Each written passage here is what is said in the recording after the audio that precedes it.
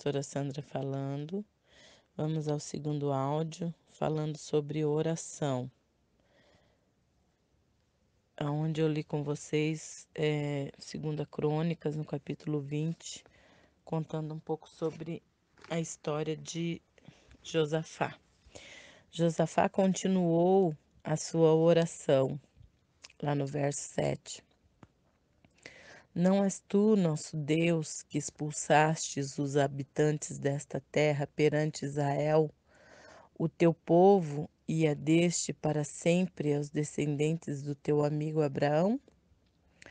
Esse é o ponto de exaltação do grande poder de Deus. Aqui está a combinação entre quem Deus realmente é e o que ele realmente faz. Movemos-nos agora do estático para o dinâmico, do pensamento para a ação. Uma coisa é guardar, outra é agir. A fé é um fato, mas também um ato.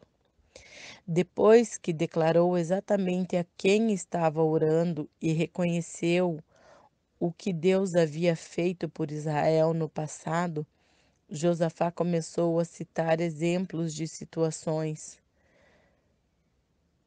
que foram resolvidas por Deus. Lá no verso 9. Ele se baseou em fatos registrados na palavra. Ouvimos com frequência a seguinte frase: Deus responde à oração. Porém, seria mais correto dizer: Deus responde à oração fervorosa, à oração baseada na palavra. Temos de lembrar-nos das promessas divinas a fim de que elas sejam ativadas em nossa vida de oração. Números 23:19 diz: Acaso ele fala e deixa de agir? Reconheça sua incapacidade para lidar com as circunstâncias e humilhe-se diante de Deus. Foi o que Josafá fez em seguida. Considere a grandeza desse homem. Ele era rei e líder de um grande povo. Contudo, humilhou-se diante de Deus, que, nas palavras do rei Davi, não ignora o clamor dos oprimidos. Salmo 9:12. Josafá submeteu as suas limitações às habilidades sobrenaturais de Deus, o divino libertador de seu povo Israel. Essa é a suprema dependência, a sabedoria eficaz. Josafá chegara ao fim de si mesmo. Agora Deus podia realizar o impossível. A seguir vemos a resposta de Deus por meio do profeta ao rei e ao povo de Judá. Deus ouvira a oração de Josafá e disse-lhe: A batalha não é de vocês, mas de Deus. Sim, Deus ia batalhar pelos israelitas, mas isso não queria dizer que eles podiam sentar-se e esperar sem necessidade de enfrentar o inimigo. Aqui é onde entra a confiança. Deus está dizendo que a verdadeira guerra não será empreendida com espadas, escudos e lanças de ferro, mas com armas espirituais. Verso 16, 17. Quando se humilhou e desceu do trono, o rei disse em essência: Senhor, tu libertarás o povo, porque eu não posso. Então o Espírito de Deus mostrou-lhe exatamente onde estava o inimigo. Você não pode lidar com seu problema a menos que saiba exatamente em que ele consiste. Tem de estar preparado e disposto a enfrentá-lo em seguida. O elemento da confiança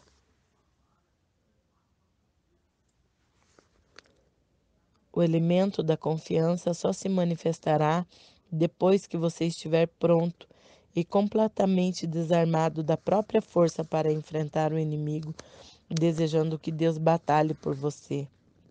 Depois de ouvir a orientação divina, os israelitas partiram.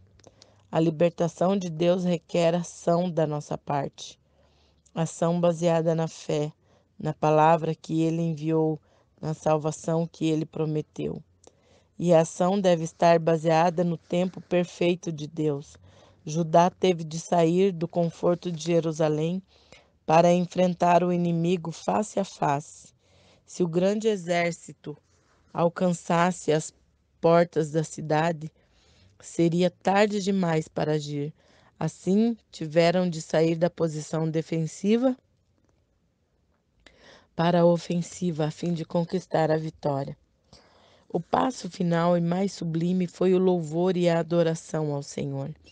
É fácil louvar a Deus depois da vitória, mas esse não é o caso aqui. Imediatamente depois de receber a palavra do Senhor por meio do profeta Jaziel, que instruiu os israelitas sobre o que fazer, eles creram e agiram de acordo. Começaram a agradecer a Deus pela vitória quando lhes foi pedido que fizessem o que parecia uma tarefa impossível: enfrentar o inimigo sem o treinamento normal para a guerra. Naquele momento, Judá aparentemente não tinha ainda motivos para louvar ao Senhor no que dizia respeito ao livramento, mas o louvaram porque tiveram aqueles que prometeu. Por isso, Deus preparou emboscadas contra o exército invasor. Outra tradução desse versículo diz: logo que começaram a cantar, eles, os inimigos, foram derrotados. A nossa vitória está em aprender a vencer um inimigo já derrotado. Quando Judá começou a louvar ao Senhor, os inimigos livraram-se uns contra os outros e destruíram-se completamente. A nação de Judá não levantou um dedo. O inimigo se destruiu sozinho. Você quer continuar a lutar as próprias batalhas, vencendo uma aqui e perdendo duas ali? Ou quer seguir a fórmula divina como Judá e ver o livramento do Senhor? Então, nós temos aqui um grande segredo, né? Algumas estratégias de batalha, de entender que a fé é um fato, mas também um ato. Nós precisamos orar e diante daquilo, da direção que Deus dá, nós precisamos agir. Eu creio que o Espírito Santo de Deus quer nos ensinar sempre mais e mais sobre a oração. Eu creio que o Senhor, Ele quer que nós venhamos aprender, como diz aqui,